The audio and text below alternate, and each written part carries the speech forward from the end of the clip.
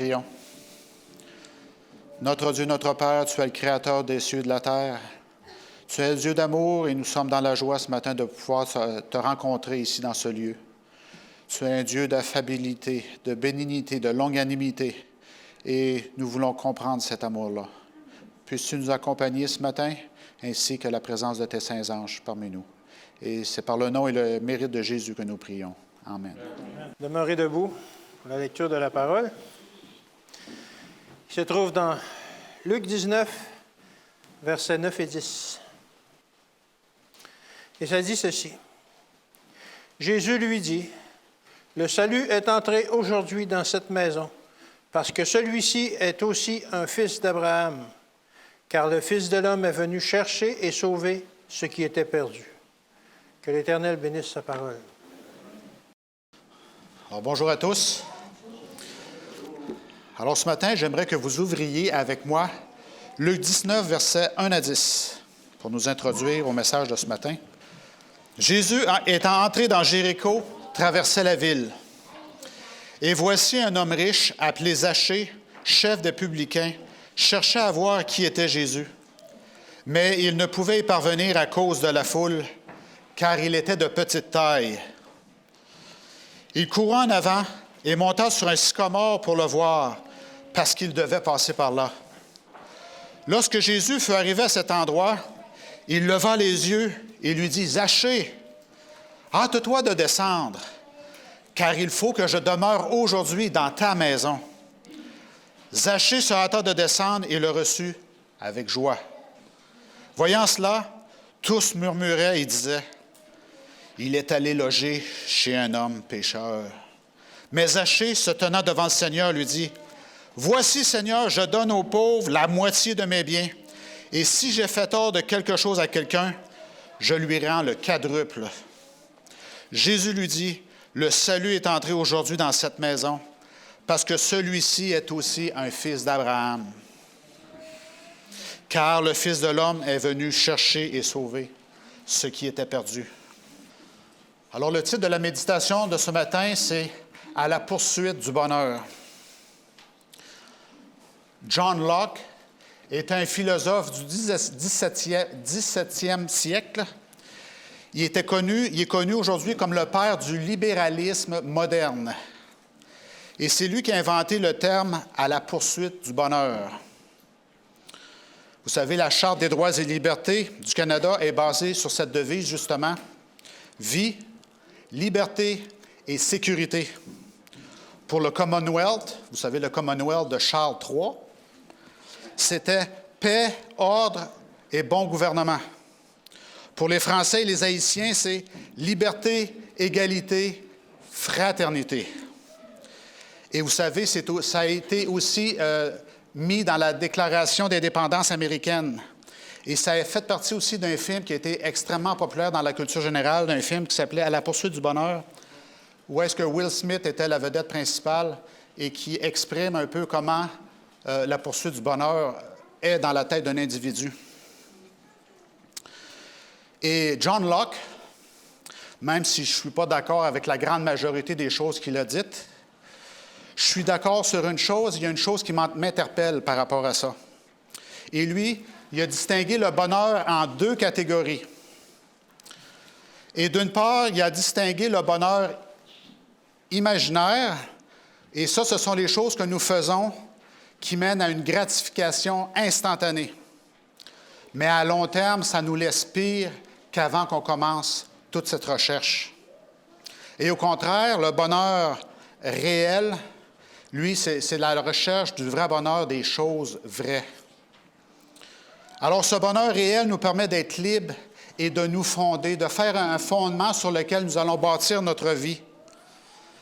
Alors, chaque jour que je me réveille le matin, je dois choisir entre ce bonheur imaginaire et ce bonheur réel.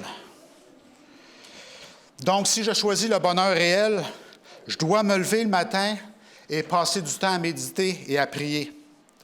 Alors, je dois faire un peu d'exercice aussi. Et c'est un vrai bonheur pour moi, même si ça fait mal des fois alors qu'on fait de l'exercice, parce qu'on sait qu'à long terme, ça va bénéficier à notre famille, à notre communauté, à moi-même. Je vais être en meilleure santé dans le long terme. Alors je choisis le vrai bonheur. Et quand nous jetons un coup d'œil à la poursuite du bonheur d'un point de vue chrétien, nous pouvons aussi voir qu'il y a aussi deux poursuites dans lesquelles nous pouvons marcher. Il y a le faux bonheur imaginaire que le monde nous montre avec toute la brillance qu'il peut y avoir. Et d'autre part, on a la parole de Dieu aussi qui nous montre c'est quoi le vrai bonheur.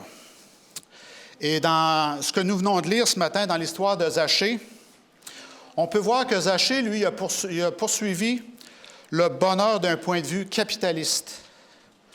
Et on pourrait dire clairement qu'il a trouvé le bonheur de ce côté-là. Mais la Bible nous dit, au verset 2, qu'il était un collecteur d'impôts, mais il n'est pas n'importe quel collecteur d'impôts ordinaire. Vous savez, Matthieu, c'est un percepteur d'impôts régulier. Mais lui, Zachée, la Bible nous dit qu'il était un percepteur en chef. Alors, ça nous dit qu'il était probablement le plus puissant percepteur d'impôts de la ville de Jéricho. Et juste au cas où on n'est pas sûr de sa position, qu'il est la position la plus importante de la ville, la Bible est claire pour nous dire que Zachée, c'était un homme qui était riche. Et toujours avec sa puissance, toute sa puissance, avec toute sa position, avec toute la richesse et le luxe qu'il pouvait s'offrir, dont les autres hommes et femmes de Jéricho ne pouvaient pas s'offrir, il manquait encore quelque chose dans la vie de Zachée. Car la Bible nous dit qu'il est allé chercher, il est allé à la recherche de Jésus. Il est allé chercher quelque chose d'autre. Le truc, c'est que peu importe si tu touches le fond, que tu sois en bas, ou bien à l'opposé, que tu atteignes le sommet de cette pyramide, il va arriver un moment dans ta vie où vous allez admirer Dieu de quelque façon que ce soit, et vous allez vous poser la question, est-ce qu'il y a d'autres choses dans la vie? De plus? Et Zachée, s'il poursuivait le bonheur d'un point de vue capitaliste, il manquait encore quelque chose dans son cœur. Il y avait encore un trou dans son âme qui ne pouvait pas être rempli. Et il partit à la recherche de Jésus. Et je ne sais pas où est-ce que vous êtes, vous, dans votre vie à ce moment-ci, si vous réussissez bien, ou si vous êtes au sommet, ou si vous êtes en bas encore. Mais l'Esprit Saint, éventuellement, va mettre un désir dans votre cœur à un moment donné ou à un autre, que vous allez comprendre qu'il y a du matériel, des possessions, que vous ne serez jamais en mesure d'accumuler, d'avoir. Il existe une réponse que seul Dieu dans notre vie peut satisfaire. Et donc, Zachée, on conclut qu'il est à ce moment-là de sa vie. Il est à la recherche de Jésus. Et il est là dans la ville de Jéricho. Et la Bible nous mentionne qu'il y a un obstacle. Il y a un obstacle dans le chemin de Zachée. Et son obstacle, c'est qu'il était un petit homme. Et il y a Billy Graham, vous connaissez ce célèbre évangéliste américain, en passant, qui était probablement l'Américain qui était le plus proche de la reine Élisabeth II. J'ai appris ça hier. Lui, Billy Graham a mentionné qu'il y a des obstacles qui entravent notre façon de voir Jésus.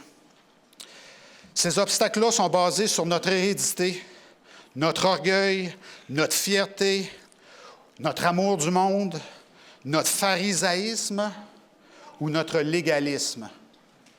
Ce sont des obstacles qui nous empêchent de voir Jésus. Et pour Zachée, lui, c'était sa taille. Au verset 3 et 4 que nous avons lu, ça dit qu'on conclut que sa taille n'aurait pas eu d'importance s'il n'y avait eu personne entre lui et Jésus. Et ça nous amène à un point important. Parfois, les personnes les plus proches de Jésus sont les plus grands obstacles pour les autres pour voir Jésus. Parfois, ceux d'entre nous qui aimons Jésus et sont les plus proches de Jésus, par leur position, leur situation, sont les personnes même qui rendent la tâche la plus difficile pour les autres qui sont en dehors pour voir Jésus. Zachée, il a essayé de se frayer un chemin dans la foule, mais personne n'avait intérêt à le laisser passer. Et j'utilise les mots du livre Jésus-Christ, qui est absolument incroyable si vous lisez ce chapitre-là. Comment est-il possible que des gens qui aiment Jésus, comme vous et moi, peuvent rendre ça si difficile pour les autres de se rendre à Jésus? Vous savez, dans le Moyen Âge, l'Église et le gouvernement étaient très liés. Et cette union malsaine a changé la nature de l'Église jusqu'à aujourd'hui. Et nous, en tant qu'adventistes du 7e jour, nous savons que ce type de relation-là, malsaine entre l'Église et l'État, va revenir très rapidement. Mais il y a un professeur de Princeton, c'est aujourd'hui, c'est d'actualité, lui constate que dans notre société occidentale d'aujourd'hui, ce n'est pas l'Église et le gouvernement qui sont unis, mais ils ont été remplacés par l'Église et l'économie, c'est-à-dire le modèle des affaires. Les affaires et les pratiques de l'Église sont maintenant si étroitement unies que l'éthique des affaires est entrée dans l'Église. Alors, qu'est-ce que ça veut dire? Ça veut dire qu'on peut se sentir proche de Jésus si on regarde un sermon en ligne une fois par 3 mois. Oh, je suis béni. Regarde toutes les possessions que j'ai. Regarde ce que j'accomplis. Regarde ce que j'ai bâti. C'est beau, c'est moi qui ai fait ça. Et je donne même de l'argent à mon Église de temps en temps. Alors, selon le modèle des affaires, vous êtes classé comme un chrétien fidèle et disciple de Dieu. Et c'est ce que nous disent les modèles économiques que l'on perçoit dans l'Église aujourd'hui. Mais ça, ce n'est pas l'appel du disciple. Ce n'est pas l'appel que Dieu nous fait. C'est beaucoup plus qu'un appel à un consommateur de consommer. Si je consomme les produits de ma religion, alors le modèle marketing économique dit que c'est bon. C'est ce que le théologien Daryl Goddard, c'est lui le monsieur de Princeton, qui a dit qu'il est arrivé à l'Église aujourd'hui. Alors nous pouvons être tellement concentrés sur notre propre relation personnelle avec Dieu qu'on néglige l'influence que nous devons avoir sur le public, dans la communauté, en dehors de nous. Et on empêche les autres de se rendre à Jésus. Et Zachée est là, il essaie de voir Jésus, mais ceux qui sont positionnés le plus près de Jésus lui rendent la vie difficile. Et j'aimerais que vous imaginiez la scène avec moi ce matin, comme si vous étiez à Jéricho. Jéricho, qui était une ville sous les tropiques, avec plein de palmiers, c'était extrêmement beau. Et là, vous voyez Jésus de loin qui s'approche de la ville. Et là, vous faites partie de la foule et vous essayez de pousser au travers de la foule pour voir le visage de Jésus que vous voulez admirer. Et vous êtes en admiration parce qu'ici à Jéricho, vous savez, Jean-Baptiste avait dit que le Messie, c'était l'agneau de Dieu qui allait venir ôter le péché du monde. Et c'est ici, à Jéricho, que ça s'est passé. Wow! Ce Jésus-là est revenu, je veux le revoir. Et là, vous poussez pour voir le visage de ce Jésus-là qui fait des miracles partout en Galilée et alentour. Et là, alors que vous poussez, vous sentez votre chandail, que quelqu'un tire votre chandail vers l'arrière. Et là, vous regardez à l'arrière, et c'est ce traître-là qui est derrière vous. Le petit homme du poste du guet des Romains, lui veut passer aussi. Le péager Zachée. Et là, vous continuez à vous approcher, vous ne voulez pas perdre votre place. Et toi, Zachée, moi aussi, je vais en avoir le plus possible, mon argent. Laisse-moi tranquille. Va-t'en, éloigne-toi. Et là, vous regardez Jésus, vous l'admirez. Et éventuellement, vous regardez à l'arrière, et le péager, il est parti. Il est où, Zachée? Ah, il est abandonné. Et là, vous voyez qu'il court. Il court en avant de la foule. Et là, vous pensez que Zachée a perdu tout intérêt pour Jésus. Ah, il n'a pas eu sa chance. Voilà, il est parti. Il est parti compter son argent ou il est parti collecter de l'argent encore, probablement. Il s'est enfui. Mais nous savons que ce n'est pas pour ça que Zachée a couru devant la foule. Il a couru en avant pour grimper où? Dans le sycomore, afin qu'il puisse avoir une meilleure perspective de Jésus. Vous savez, nous sommes 22 millions d'adventistes dans le monde. Mais vous rappelez-vous qu'il y a 13 millions d'adventistes qui sont sortis par la porte d'en arrière? Et beaucoup d'entre eux, entre ces gens-là, sont des jeunes qui ont grandi dans un foyer chrétien adventiste, qui sont allés dans des écoles chrétiennes, ou ça peut être aussi des gens qui ont baigné dans cette culture chrétienne et qui ont vécu des conflits, qui ont subi des attentes culturelles envers eux, et tout ça dans l'Église, dans la communauté. Et ça ne semblait pas juste pour eux. Ils ne voyaient rien de bon à essayer de voir Jésus. Et étant donné qu'ils sentaient qu'il n'avait pas de place pour eux et qu'ils ne voyaient rien en avant d'eux, ils ont décidé de laisser l'Église et de quitter la communauté, de sortir de la culture, afin d'avoir leur propre perspective de ce que Jésus veut dans la vie. Et parfois, quand nous avons des membres de la famille ou des amis qui prennent du recul et qui quittent l'Église, nous pensons qu'ils quittent leur amour de Jésus. Et malheureusement, c'est souvent le cas. Mais il y a aussi des moments où les gens nous quittent, mais ils ne quittent pas leur amour de Jésus. Et c'est à ça que ça ressemble dans l'histoire de Zachée. Il court sur la route, il s'en va très loin. Vous pensez qu'il s'enfuit, qu'il a fini de se battre pour voir Jésus. Mais il se positionne vraiment dans un meilleur endroit pour voir Jésus. Et ça me touche parce que ça a été un peu mon histoire personnelle. Et Jésus est là avec la foule, il marche lentement vers ce lieu-là. Et je trouve que c'est une belle histoire de Jésus, car elle nous dit que Jésus, lui, ne regarde pas l'apparence extérieure, mais Jésus regarde le cœur. Jésus ne regarde pas les faits en arrière de notre vie. Il peut voir dans nos cœurs la foi étonnante qui brille là. Et comme Jésus marche avec cette foule cette journée-là, il lève les yeux vers ce sycomore et il voit Zachée, un pécheur détesté du peuple. Il l'appelle par son nom, puis là, il dit, « Zachée, descends, dépêche-toi, car il faut que j'habite dans ta maison aujourd'hui. » Alors Zachée descend de l'arbre et la Bible est très claire et elle dit que Zachée reçoit Jésus avec joie. Pourtant, Zachée a été à la poursuite de l'argent, du pouvoir et de la richesse. Toutefois, son cœur est resté vide de paix et de joie. Mais dès qu'il a rencontré Jésus, son cœur fut rempli de joie. Alors, chers amis, il y a quelque chose de spécial quand nous rencontrons Jésus. Il y a quelque chose de spécial à avoir Jésus proche dans nos vies. Il y a quelque chose dans l'amour de Jésus qui nous apporte de la joie. Même quand autour de nous, tout est un gâchis. Même quand les gens alentour de nous ne semblent pas se soucier de nous. Il y a quelque chose à propos de Jésus qui nous apporte de la joie.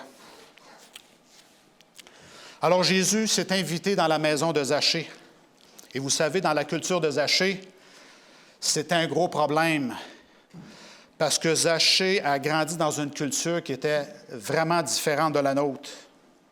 Parce qu'aujourd'hui, vous savez, nous vivons dans une culture de vivre et laisser vivre, où presque tout est permis et on accepte les opinions très différentes des autres. On les considère comme égales. Mais dans la culture dans laquelle Zachée a vécu, ce n'était pas comme ça.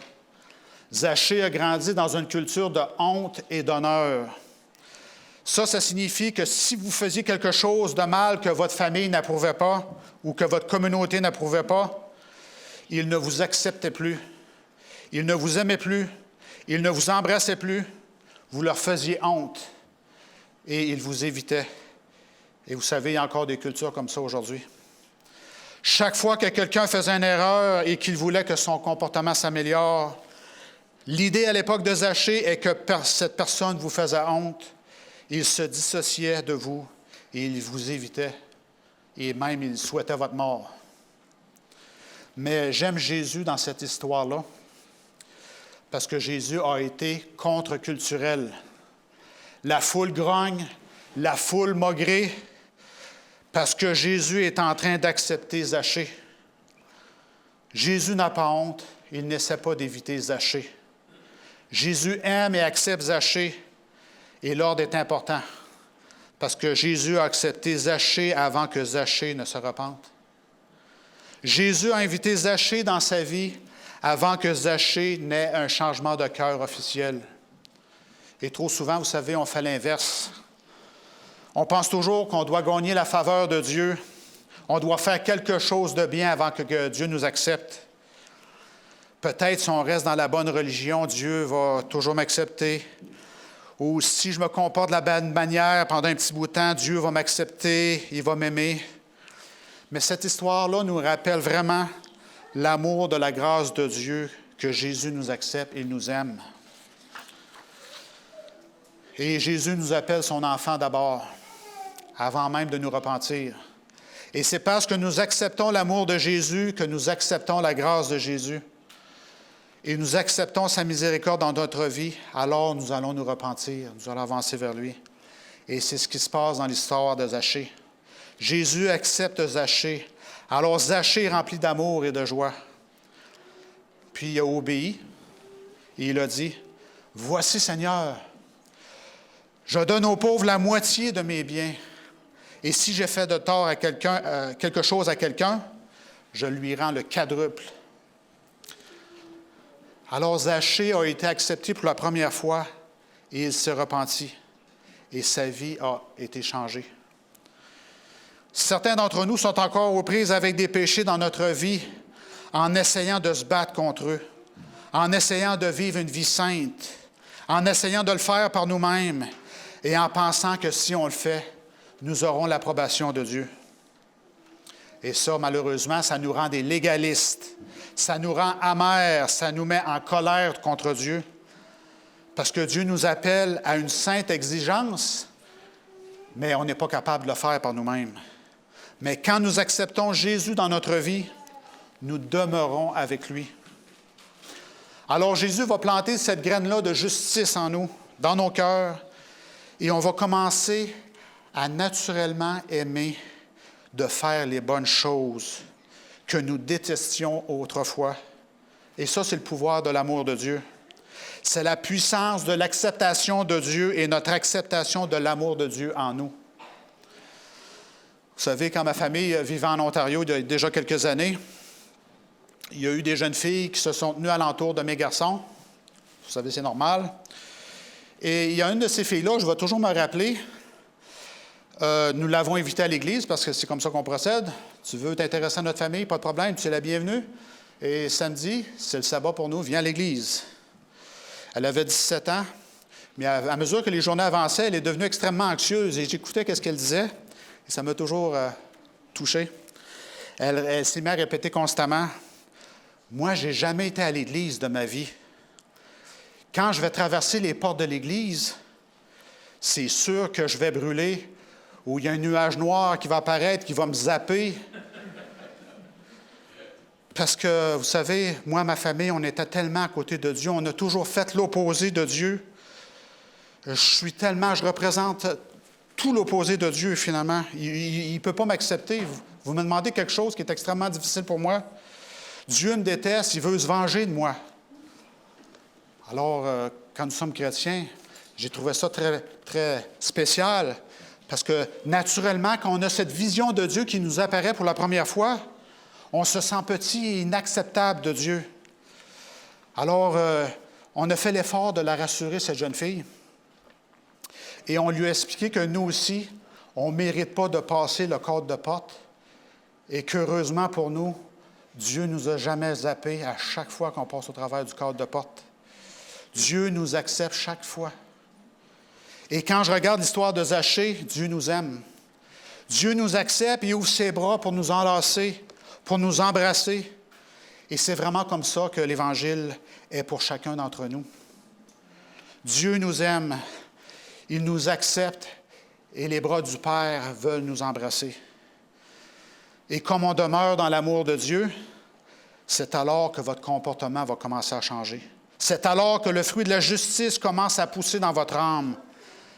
Et ce n'est pas en essayant plus fort, mais c'est en étant en présence de Dieu. Et c'est en permettant son pouvoir de transformer votre vie. C'est ainsi que le changement se produit. Alors Zachée, lui, il avait fait l'expérience de l'acceptation de Dieu. Il a connu la joie de Dieu. Mais les gens alentour de lui ont une réaction très différente. Et tandis que Zachée, rempli de joie, la foule se plaint et grogne parce que Zachée a accepté Jésus. Et c'est une chose très étrange que vous puissiez accepter Jésus personnellement comme votre sauveur et encore manquer certaines des plus grandes joies qui viennent d'être chrétien. C'est de permettre à d'autres qui ne connaissent pas Jésus d'en savoir plus sur Jésus pour la première fois. Vous savez, il y a une sorte de joie spéciale, non seulement de connaître Jésus personnellement, mais de professer Jésus publiquement et aussi de partager cette foi-là à quelqu'un du public, à quelqu'un qui ne connaît pas Jésus.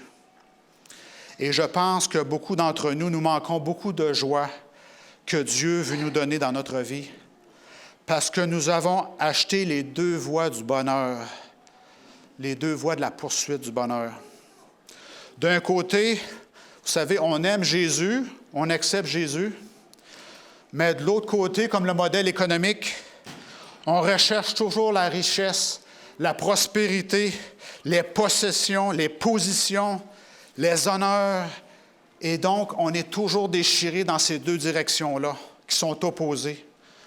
Et donc, éventuellement, qu'est-ce qui arrive? C'est qu'on n'a plus de joie dans cette vie-là.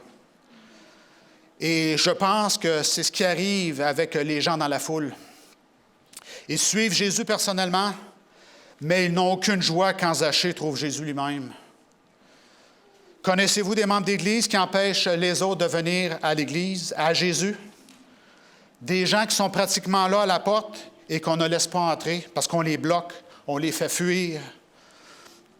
Et je pense que l'une des plus grandes joies qui nous manque en tant que peuple de Dieu et en tant qu'individu, c'est parfois de partager notre amour pour Jésus avec les autres. Vous savez, c'est beaucoup plus facile de rejeter les pécheurs qui passent dans notre chemin. Conséquemment, on peut accepter le message de Jésus personnellement, mais nous manquerons la joie de Jésus si nous n'acceptons pas le message de Jésus et de sa mission. Comme Jésus le dit au verset 10 de la lecture que nous avons faite, « Car le Fils de l'homme est venu chercher et sauver les perdus. » La mission envers les autres, pas juste moi. Vous savez, c'est mon Église, c'est mon ministère, c'est mon banc, mon nom est écrit sur mon banc. Tasse-toi de là, pousse-toi. Et finalement, on bloque la vision de Jésus. Et donc, je voudrais juste terminer ce matin avec 3 conseils pratiques tirés de l'histoire de Zachée qui vont nous aider avec notre joie de poursuivre les perdus et leur partager notre amour, l'amour de Jésus et de l'amour qu'on veut leur donner aussi. Alors, le conseil numéro 1, c'est qu'on doit supposer que tous ceux qui nous entourent, qu'ils soient riches ou non, quelle que soit leur situation, nous devons supposer que chaque personne a un désir de suivre Jésus, un désir pour Jésus. On doit supposer que souvent, on regarde des gens qui sont différents de nous et on suppose qu'ils ne sont pas intéressés. Non. Dieu a placé un besoin à l'intérieur de chacun de nous pour Dieu. Nous devons donc assumer ça. Chaque personne a un besoin pour Jésus. C'est le conseil numéro 1. Le conseil numéro 2, il est assez simple aussi, c'est que Jésus était contre-culturel. Et il a fait quelque chose de très inconfortable pour atteindre Zachée. Vous savez que c'était impoli ou contre-culturel de s'inviter à la maison de quelqu'un, tout comme aujourd'hui, ça l'est aussi. Si quelqu'un s'invite chez toi, c'est inconfortable, c'est très contre-culturel, mais c'est ce que Jésus a fait. Il s'est invité lui-même dans la maison de Zachée. Il n'a pas attendu que Zachée l'invite lui-même. Il s'est invité, c'est Zachée. Ça peut être inconfortable ou contre-culturel de gagner quelqu'un à Jésus. Cela signifie peut-être inviter quelqu'un chez vous, même si vous êtes introverti.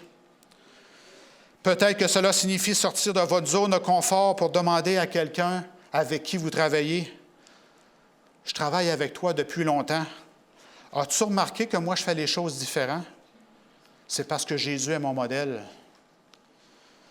Alors, le conseil numéro 2, c'est souvent inconfortable, c'est contre-culturel, mais pour réussir à témoigner, il faut souvent faire un sacrifice, faire un effort personnel. Et le conseil numéro 3, sur lequel nous pouvons apprendre à témoigner à d'autres personnes de la joie d'être en Jésus, et ça nous vient de l'histoire de Zachée, c'est qu'on doit accepter les gens. On doit s'ouvrir, on doit essayer de connecter avec eux avant d'attendre un changement de leur part. Nous les acceptons d'abord pour ce qu'ils sont. Nous nous ouvrons avec eux, avec leur système de croyance, avec leur comportement d'abord, avant d'exiger un quelconque changement de dans leur vie. Si on fréquente seulement les gens qui sont comme nous, eh bien, nous ne suivrons pas le modèle de Jésus. Nous serons vraiment inutiles dans cette moisson que nous devons atteindre. Alors, comme Jésus l'a démontré, l'acceptation de la personne précède le repentir. Au travail, dans vos contacts séculiers, dans vos loisirs, vous devez côtoyer des gens qui ne pensent même pas à la repentance. Non, loin de là. Alors, Dieu vous place là pour les faire réfléchir à la façon de Dieu. Et votre travail, ce n'est pas d'échanger. Votre travail, c'est de les aimer. La méthode du Christ est une méthode efficace. Alors, ça prend de l'énergie, ça prend du courage, oui. Ça prend de l'effort pour être un témoin pour eux. Et c'est le Saint-Esprit qui va faire le travail.